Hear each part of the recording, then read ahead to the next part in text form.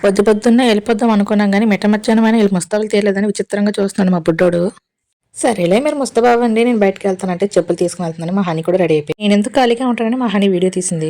అయితే ఓకే చెప్పులేస్తారు కదా! మా అక్క ఎక్కి ఆటో ఎక్కిపోయిందనమాట.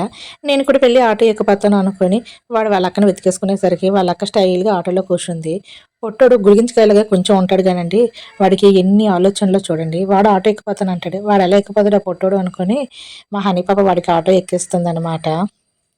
సరేలే వాళ్ళు ఆటోలో కూర్చున్నారు కదా అనుకుని నేను ఇంట్లోకి వెళ్ళి మా అమ్మాళ్ళు ఏం చేస్తున్నారా అనుకుని చూస్తుంటే ఓ పక్క మా అమ్మ అట పిలుస్తుందనమాట. ఇంకా రెడీ అయిపోయారు కదా బయలుదేరండి అనుకుంటే వీళ్ళు ముగ్గురు డిస్కషన్ పెట్టుకున్నారు. ఇంకా వచ్చిందే లేటు అంటే మా బావ వెళ్ళి స్నానం చేసి ఇంకా మా బావ వంతు తను కూడా మేకప్ అయిపోతున్నాడు అనమాట. ఈ గ్యాప్లో మా చిచ్చర పిడుగులు ఏం చేస్తున్నారని ఆటోలో చూస్తుంటే మా హనీకి ఆ బ్యాగ్ బరువు అయిపోయినట్టుంది. ఆ బ్యాగ్ తీసుకెళ్ళి మా బుడ్డోడి మెడలో వేసిందనమాట. వాడిని ఆడిపించడానికి అది నానా కష్టాలు పడుతూ ఉంటుంది. ఆడు మాత్రం ఎవరితో ఆడు నాతో తప్ప. మా హనీ పట్టు వదలని విక్రమార్కుడిలాగా వాడిని నడుస్తూనే ఉందనమాట. ఈ గ్యాప్‌లో మా బావ వచ్చేసాడు. పదండి వెళ్ళిపోదాం అంటాడు. నేను ఇన్ని మాటలు చెప్పాను గానీ ఎక్కడికి వెళ్తున్నామో చెప్పలేదు కదా! మా అమ్మమ్మ వాళ్ళ ఊరు వెళ్తున్నామండి. నేను పెళ్లి చేసుకొని వెళ్ళిన తర్వాత ఇది సెకండ్ టైమ్ వెళ్ళడం. ఈ ఎండకి కాళ్ళు ఎండిపోతున్నాయండి. చాలా మండిపోతున్నాయనమాట. మా హనీ పాప నా చెప్పులేసుకెళ్ళిపోయింది.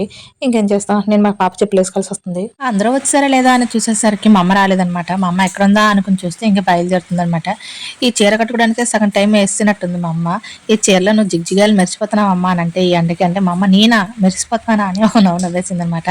ఇక చెప్పులేసుకొని అలా నడుచుకుంటూ ఆటో దగ్గరికి వెళ్ళిపోతున్నామనమాట. ఇంకా మేమందరం కలిసి అమ్మమ్మ వాళ్ళ ఇంటికి వెళ్ళిపోతాం.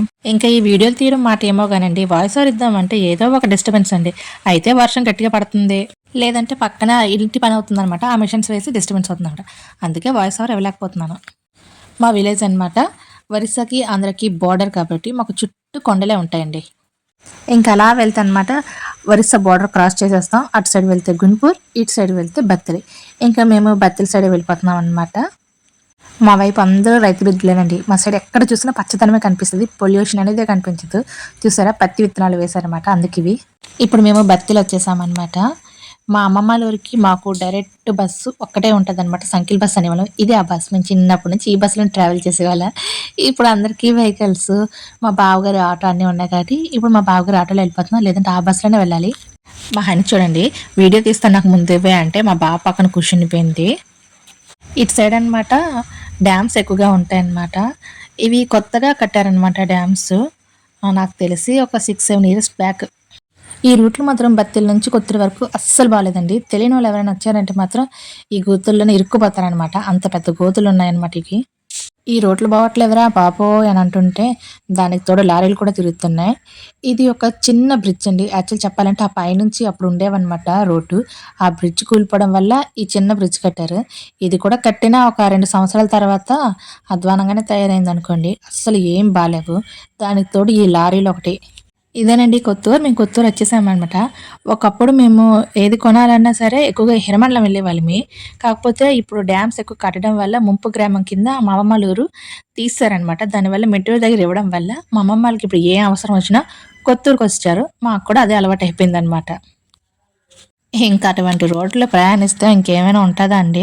దెబ్బకి, ఎండకి దాహం అయిపోయి లస్సీ తాగేద్దాం అక్క అన్నాననమాట. అందుకే కొత్తూరులో దిగాం. ఇంకా లస్సీ అనమాట. ఫస్ట్ ఫస్ట్ మా అక్కే తాగేస్తుందనమాట.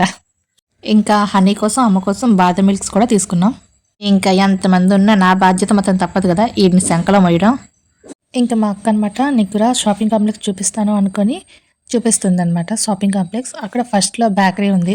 చూపిస్తానని చెప్పేసి మా అక్క అనమాట ఇంకేముంది బేకరీలోకి దూరిపోయిందనమాట. పద బ్రెడ్స్ ఏమైనా కొందాము అని. ఇంకా అక్కడ ఈ గిఫ్ట్స్ అనమాట చాలా బాగున్నాయండి. నాకైతే నచ్చాయన్నమాట. చాలా యూనిక్‌గా ఉన్నాయి. మా అక్క కొబ్బరి బిస్కెట్లు తీసుకుందనమాట. ఆ బిస్కెట్స్ మేము చిన్నప్పటి నుంచి తింటున్నాము. నాకు నచ్చుతాయి ఆ బిస్కెట్స్. అయితే తీసుకో ఆటోలో తిందాము అని అన్నది. ఈ షాపింగ్ కాంప్లెక్స్‌లో కొన్ని షాప్స్ ఓపెన్ చేశారు. కొన్ని షాప్స్ క్లోజ్ చేశారు. మేబీ సండే అని. ఇంకా మా బుడ్డోడు నేను సంకలో కూర్చోను అనుకుని కిందకెళ్ళిపోయాడనమాట. వాడిని వదలడమే తడవనమాట. వెళ్ళిపోయి చూడండి ఎలా తిరిగేస్తున్నాడో. వాడిని ఆపడం అన్నమాట తలకు మించిన భారం. అంతలా పరిగెడతాడు. ఇంకా మేము అక్కడి నుంచి మొత్తం బయలుదేరిపోయామనమాట. ఇంకా మెట్టూరైతే వచ్చేసాము. మా అమ్మమ్మ వాళ్ళ ఊరు సంకిలి అనమాట. చెప్పాను కదా! డ్యామ్ వల్ల వాళ్ళకి ఊరు మొత్తం తీసేశారు. వాళ్ళందరికనమాట ఈ మెట్టూరు దగ్గర ఇచ్చారనమాట ఊరిని. ఇదిగోననమాట వచ్చేసాము. మా అమ్మమ్మ వాళ్ళ ఊరు.